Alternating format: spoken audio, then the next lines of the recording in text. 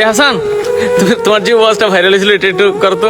Current নাই viral. হ্যাঁ, সারা রাত মোবাইল টিপে সকাল 9টা থেকে মোবাইলের মাঝে চার্জ নাই, মোবাইলের মাঝে চার্জ নাই। এবার মাইকিং চলে সকাল 8টা থেকে বিকাল 4টা পর্যন্ত কারেন্ট থাকবে না।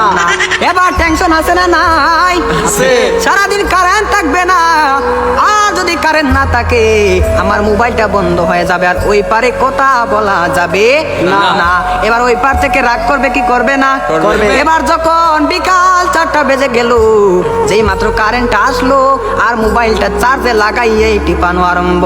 এবার মেসেজ করে হাই, এবার গিয়ে দেখে ওই পার থেকে ব্লক করে দিছে, ব্লক করে দিছে। এবার ছেলেটা তো টেনশনে আছে, হারে ব্লক করে দিল, আমার দিনে তো ভালোবাসা কোথায় গেল। এবার 2 দিন পরে ব্লকটা খুললো, 2 দিন পরে ব্লকটা খুললো। এই 2 দিনের মাঝে ছেলেটার আরেকটা হয়ে গেছে, আরেকটা হয়ে গেছে। এবার মেয়েটা বলে তোমার সাথে আমি পালিয়ে যাব, আমাদের বাড়িতে মানবে না, চলো আমরা পালিয়ে যাই। আমি রাগ করেছিলাম, আমার রাগ তুমি কেন ভাঙ্গাও না? আর ছেলেটা রাগ কি ভাঙ্গাবে? এই 2 দিনের মাঝে আরেকটা কপালের মাঝে জয়টা গেছে।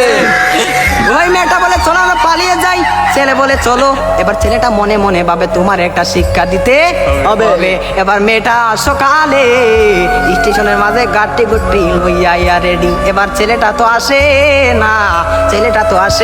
না, আর মেয়েটা বাড়িতে কি যাবে? বাড়ির মাঝে 3 হাত লম্বা একটা চিঠি দিয়া পাইছে। পাশের গ্রামের রফিক মিয়ার সাথে পালিয়ে যাবে, বাড়িতে চিঠি দিয়ে যায়। আমি আর বাড়িতে মাঝে কোনো দিন আসবো না, সন্তান নয় কার না, আমি আর কোনোদিন বাড়ির মাঝে আসবো না। আমি চলে গেলাম পাশের গ্রামের রফিক মিয়ার সাথে। এবার রফিক মিয়া তো আর আসে না, এবার 1 ঘন্টা চলে যায়, 2 ঘন্টা চলে যায়, ছেলেটার মোবাইলে বন্ধ। মেয়েটা তো আর বুঝারে বাকি হলো না, আমাকে চলে গেল ছাড়িয়ে, আমাকে ফাঁকি দিল। এখন তো মরা ছাড়া আর কোনো উপায় নাই। পরের দিন সকালে মাইকের মাঝে আওয়াজ শোনা যায়, সকলে পড়ে ইন্না লিল্লাহি ওয়া ইন্না ইলাইহি রাজিউন।